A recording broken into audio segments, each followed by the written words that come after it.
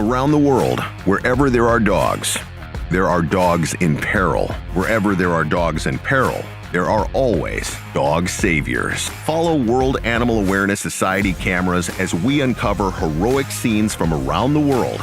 People who can no longer stand by watching and doing nothing as innocent creatures suffer. This is the Dog Saviors. Got you, Mama's got you. Stand by for me. There's a direct address for that rescue 7234. So you're saying she would have been used as a fighter? No, just straight bait. Straight bait.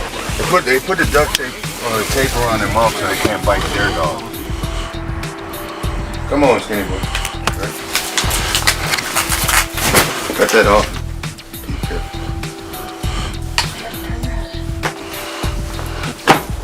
You know it's short, right?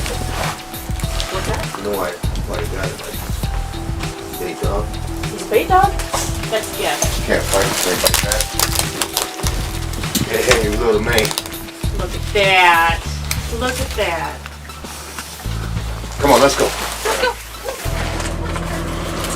See, what's the good thing about that house? It's obviously vacant. So whenever somebody comes in and says, hey, you guys took my dog from Wayburn Street. Oh yeah, where's your ID? Oh, I don't have no ID. Get away. I don't have to talk to you. Hi, big guy. Hi. So, do you think he'll make it? Oh, what's gonna happen is, what I'll do is we'll get him. Oh, he's got a nice gunshot wound on the other side of the face. Yeah, his jaw's broken and everything, it looks like. Come here, bud. Oh, you got flies going in there and everything. Come here. Let's get this chain off you. If he make it, would it be any type of way I'll be able to get him? Yeah, I mean, you can always check and see if he's up for adoption. Right. So what's gonna happen is I'll take him back. We'll have a doctor look at him. He'll go through health and temperament. Right. As long as he passes health and temperament, he gets put up for adoption. Okay. He just bonded with me because he followed me straight here. Right. You know, I seen him the first time. When I seen him, I had called y'all. You know, I actually called the police. I had called the they told police. you to call us. Yeah, and then I just happened to see him again like 20 minutes ago coming from my PO, and he followed me straight here. It's a block on Rangoon, and it be a whole group of dogs over there. And I don't know if they be fighting them or not, but it's a lot of dogs. They all got them in their house. It's like 7 of them. And dog fighting is one of those things that's just a sort of a background constant for this department. You have the sort of seasonal complaints, and you have your abuse complaints, but dog fighting is something that just goes on all year long. We respond to a lot of different types of dog fighting complaints. You have, your street fighters, your kids. They're grabbing up pit bulls and tying them up in vacant yards and fighting them in parks, and Oh my God, it's so sore. they're just young guys fighting dogs, any dogs they can find wherever they can find them. And those are dogs that usually aren't going to get medical attention, aren't going to get proper food, water, and shelter, aren't going to get the things that they need, and a lot of times they're just going to be forgotten about in these vacant houses. I mean, we find them in closets and chained up in basements and, left in backyards of vacant houses. And a lot of them, they do that because they're not allowed to bring the dogs home, I think that's from her chin, because her chin's bleeding a lot underneath. That's it. But I think she's like weak and stiff and sore back there. Because some of those look like old wounds, and then that looks like mud. So it's like where's mud versus where's scab, and then I don't even know if she like scraped it. Sharpay with that swollen. She wanted to use Sharpay. That is my diagnosis. I knew it was broken with the big bump on the side. His jaw is broken. He's got maggots in that one wound. Did you see the inside of her mouth? Oh, and she might need, look at her mouth. If you get a chance, look in there. It's like all like bruised and... Her top is too big for her to climb down on it. She's trying to like... She can't really... Look at her whole mouth and see if she can eat that. There she goes. Oh. What about some fluids? Does she need fluids? There's a lot of moisture in there. You can see it. You scratch the whole side. It's gone.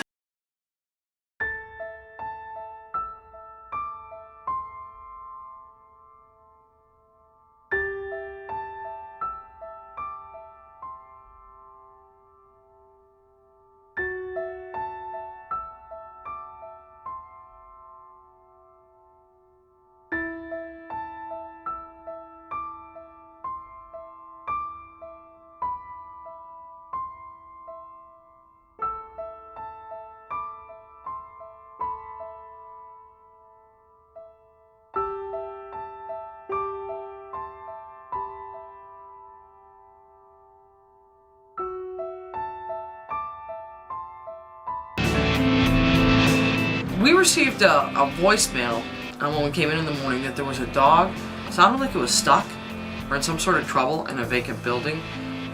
They could hear the dog just howling, but they weren't quite sure where the dog was located. So we sent out our entire team to search the building and to search around the building to see if we could locate the dog, because it really sounded like it was in distress. When they got out to the location, there were two very large vacant buildings next to each other. Well, when we arrived on scene, we didn't hear any animals, so we didn't know whether to check the old City Hall courthouse or the fire department.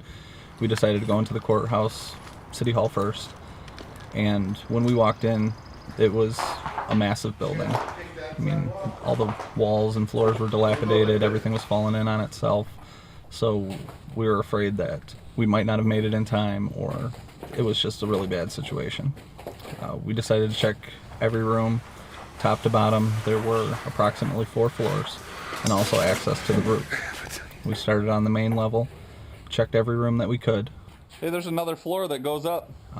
Then we decided to go to the upper level, check all the floors upstairs. Damn! Look at that. That's pretty scary. That's gonna be fun. Upstairs we saw old courthouse, old police area where they had massive amounts of just history. 1962. Look at the tickets from 1952. Alright, well, let's go back this way. You can get down there. There's a basement to this thing too? Awesome.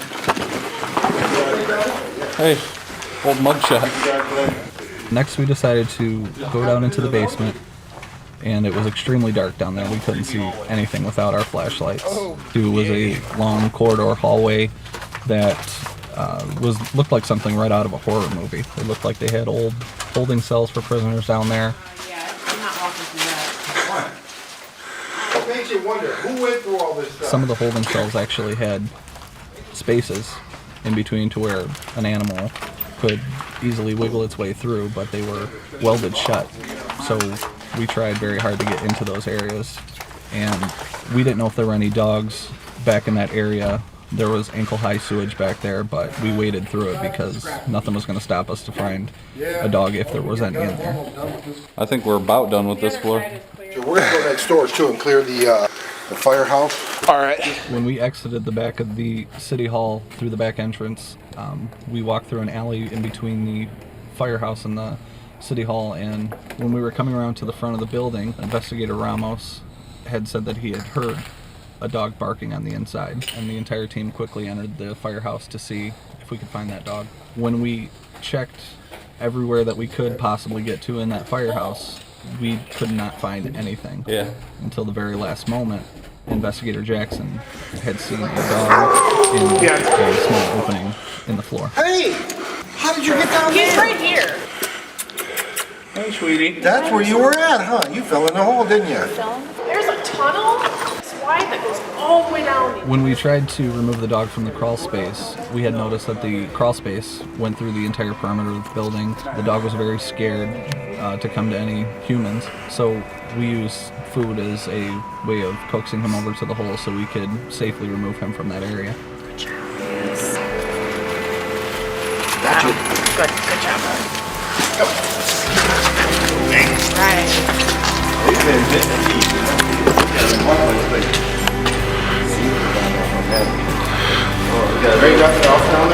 I did not see anything. If the team hadn't arrived to get him out of there, no telling what could have happened to that dog. He was in a crawl space in an abandoned firehouse.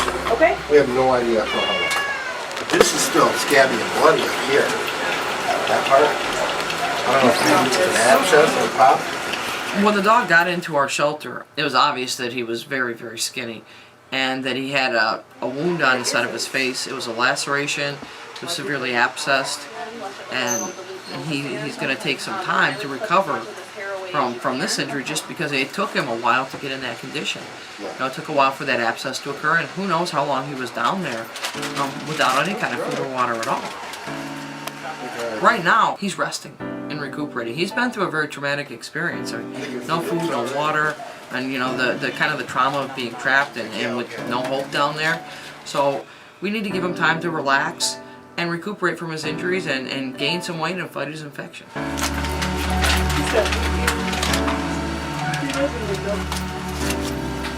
Gotta think of a name for him now. Dad, I hear you're recording for the World Awareness Society. What is that? Yeah, you mean World Animal Awareness Society? Well, I'm a volunteer with the World Animal Awareness Society, Emerson. I volunteer my voice for use in animal rescue videos. And I don't know if you know this, but everyone at the World Animal Awareness Society is a volunteer. But what do they do? They're award-winning volunteer filmmakers who have interacted with 2,200 animal welfare nonprofits, including Maddies Fund and Austin Pets Alive, providing information-rich content to more than 45 countries in the last 10 years. Dad, what's that mean? Okay, how about this? They make short movies about animals that are in peril, that are hurting, in bad shape or dying, or homeless in the streets. They film rescuers doing heroic work so they can focus on saving lives. The World Animal Awareness Society posts the rescue videos on social media, and then they're broadcast on TV, sharing the heroic stories with people all over the world so they can understand what's really going on. Cool. I like animals. How did you start volunteering? Well, I met their director through social media and saw the work that they were doing and knew that I could help their cause. So I asked if I could volunteer. I am very fortunate to have really great jobs providing the voice to so many shows that I believe it's important to give back. Since I've been volunteering with the World Animal Awareness Society, they have created the 7th most influential YouTube channel for dog rescue lovers in the world, WA2S Films. That's so cool. Hey, Dad, nice job. Do you think I could volunteer too? You already are, Em. You already are. You're watching the World Animal Awareness Society. Yep, that'll do, Emerson.